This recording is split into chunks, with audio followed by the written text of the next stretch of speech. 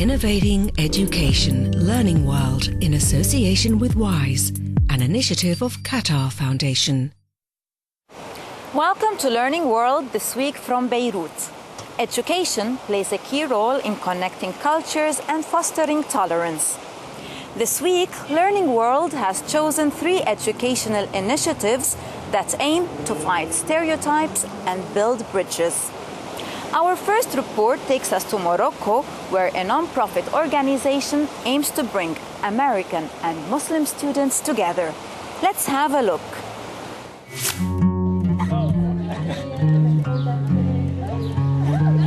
Somewhere around that. Okay. Your family? These American teenagers are in Morocco as part of the Crossing Borders education program, set up in 2003 to tackle religious and cultural prejudice.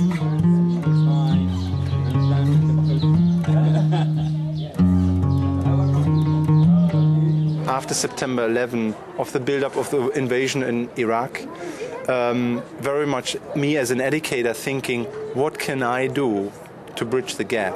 What is needed is a moment of actually meeting. What is needed is a moment of taking the risk of being in dialogue with each other.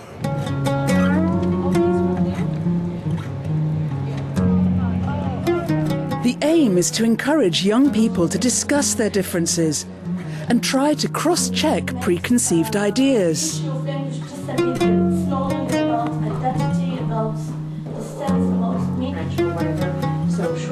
Well, sometimes I feel discriminated just because I wear the veil. Sometimes people ask me if there anyone who forced me to wear it, as if it's not my choice. They don't understand that it's a matter of choice, not a matter of culture or not a matter of imposition of any sort.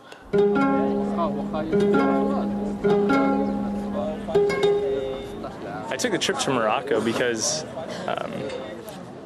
the mass media of the United States actually gives us one viewpoint, one image of Islam. And to me, that's not enough. And it's not an appropriate image either. I wanted to actually have personal connections, personal relationships with people. In the past 8 years, Crossing Borders has set up 250 intercultural exchanges with Morocco, and thousands of young people have taken part. It was meaningful for me because it was a way to talk about things that really matter. There are some really difficult political kind of things in the world that make it hard to be a Muslim and to be a Christian and to sit down and talk together. But if we avoid it and we just say, well, we can't talk, and we don't try, then we're not going to get anywhere.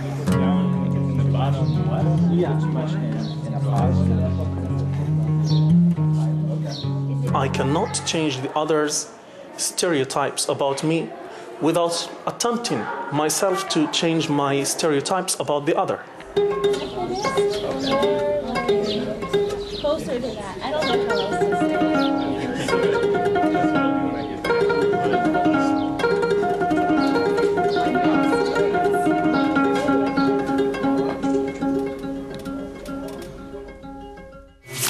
Students who have become refugees or asylum seekers, either because of war or political reasons, may have to sacrifice their education. But in Canada, some of those students now have the opportunity to pursue their studies in an environment free of violence and fear. And that's all down to the Student Refugee Program. Let's find out more in this report. For many refugee students, education is a thing of the past. But here in Canada, they can continue their studies thanks to the World University Service. I left Rwanda in 1994 because of the war. Almost all my life I've been a refugee. Before I came to Canada, I was living in the Zaleka refugee camp. It's a camp which is in Malawi. Life in the camp is really, really hard, especially for someone like me who needs like education, food, and everything. Every year, campuses across the country sponsor over 60 new student refugees through the programme. We help them out financially and we help them get a post-secondary education and to be residents of Canada and to proceed further in life. The student, like any other person coming into Canada, is just like a new immigrant. So we have to help him get familiar with the place, with people, the surroundings, what he should eat and whatnot, and so on and so forth. So this is where I live, and I've got 5 roommates. So yeah, this is my house. A support group helps refugee students find their feet, sort out their university admission papers and financial affairs, as well as helping them find accommodation and new friends. I miss home so much. Like, I miss everything about my home. Like, I miss my parents and I miss my little brother so much. I'm hoping to see them one day. But not all applications are accepted, and very few refugee girls have enough education to apply for the programme in the first place.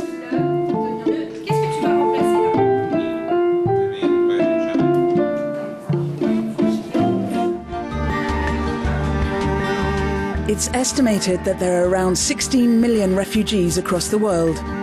For the lucky few, the World University Service in Canada is a life changer. Prejudice still exists between the Indigenous and non-Indigenous people of Australia. You, Me, Us is a nationwide arts competition that aims to make students explore reconciliation in a creative way. It promotes positive attitudes amongst Australians of various origins. More now in this report. A recent national survey in Australia showed that 71% of the population thinks that prejudice still exists between Indigenous and non-Indigenous Australians, who represent 2.5% of the population. The School Reconciliation Challenge is trying to change this with an art competition for 10 to 16-year-olds called You, Me and Us.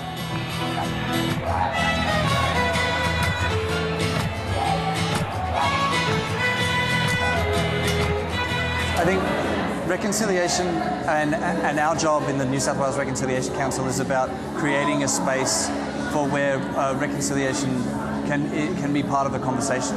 So You, Me, Us it's about people, and it's about that connection on an individual level. We wanted to ask the students the question of, why is us more powerful than you and me?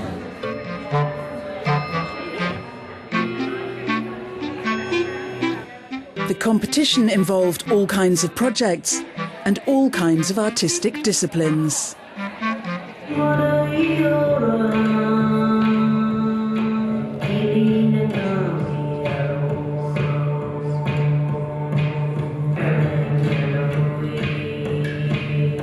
I know that they're going to be bringing new ideas without the prejudices, without the fears and the things that held our people back and our ancestors back. They've got the openness, they've got the mind to be able to do wonderful things. The aim is to promote positive attitudes and respect for Aboriginal and Torres Islander peoples in Australia. But we have to teach our kids about our culture because they lost it 200 years ago. We lost our culture. We weren't allowed to do anything. So for us to have this chance of getting it back and getting into the schools to teach our kids, it's really quite amazing.